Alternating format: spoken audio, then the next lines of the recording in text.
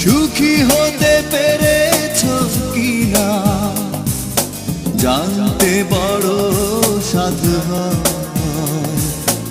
আমাকে ভুলেছো কিনা, কেমন আছো তুমি,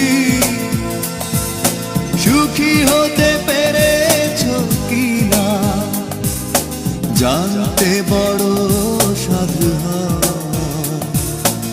আমাকে ভুলেছো কিনা, তুমি তো জানো না